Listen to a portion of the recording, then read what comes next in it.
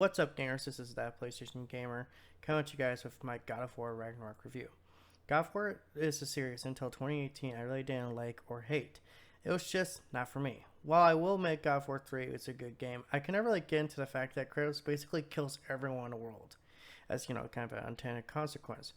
Then God of War 2018 came out. The gameplay was slower, but more focused. I like this story. While basic, it was a very good story. It gives Kratos more depth, and I love the dynamic between him and Atreus, aka Boar.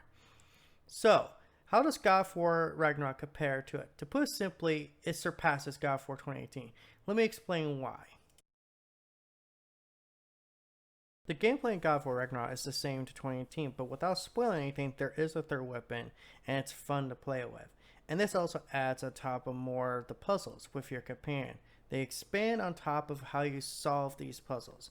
I like how they actually make you think about how you're going to solve the puzzle instead of just kind of knowing exactly what to do. Instead of just throwing the axe and ringing the bell, you actually have to think, whoa, wait a minute. Why is this regenerating quicker? Maybe, just maybe, I might actually have to hit these all three at the same time. Which, if you know what you think, could be pretty rough.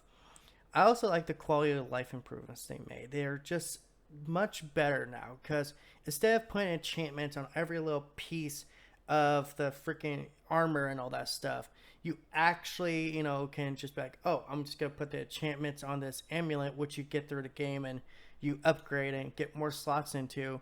It makes it just where there's a little less busy work to do and you can just focus more on the gameplay.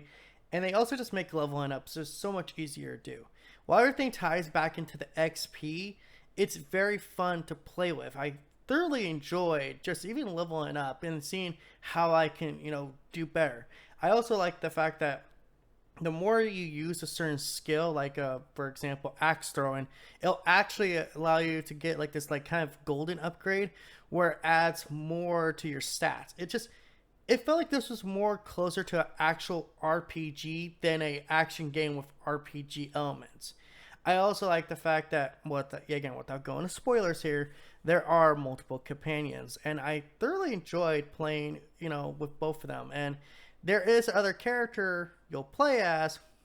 I think if you know this game, you probably know who it is. But without going too crazy, I actually liked playing their combat too because it was fun. It was kind of like, wow, I didn't think they would actually do this and make them a vital part of the combat. You're playing a story, by the way.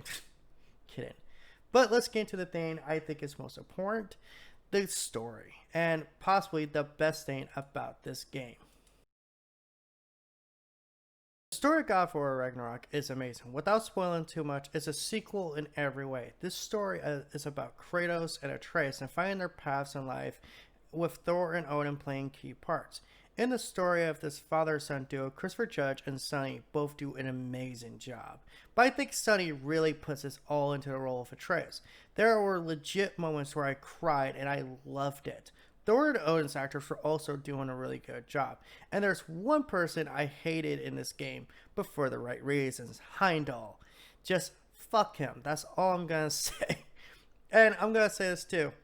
God of War Ragnarok might just have one of the coolest moments I have ever seen for a sub character. I guess you would say a support character. Without going too much into detail, let's just say one of the dwarves decides to get a little bit edgy and yikes. And the conclusion of the game is, in my opinion, the way they should have ended it. I know people were expecting a super downer ending or anything, but I really liked how they ended it. It's kind of like with The Last of Us Part 2.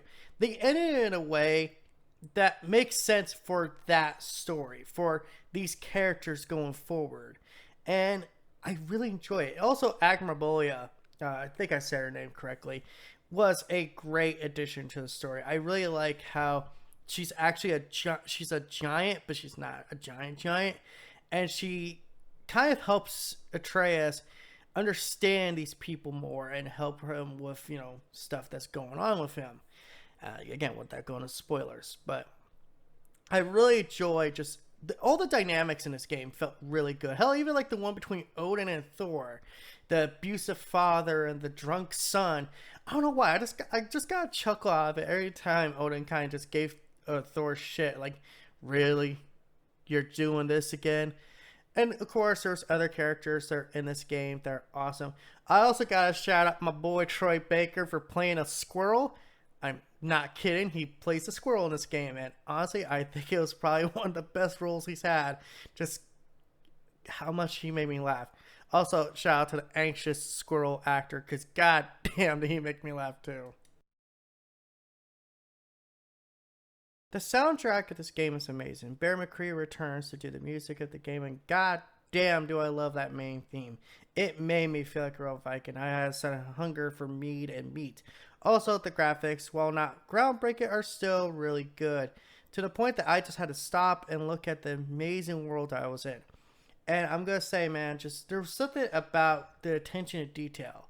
Yeah, it's not the most groundbreaking game graphically, anything photorealistic, but what really helped it, it was just like this little attention to detail, like the fur and all that extra stuff. It was just like I could see Kratos walking in the snow and like actually, leaving tracks. And then later, while I'm coming down that same path, it's like, oh wait, I think I still see those old tracks I left.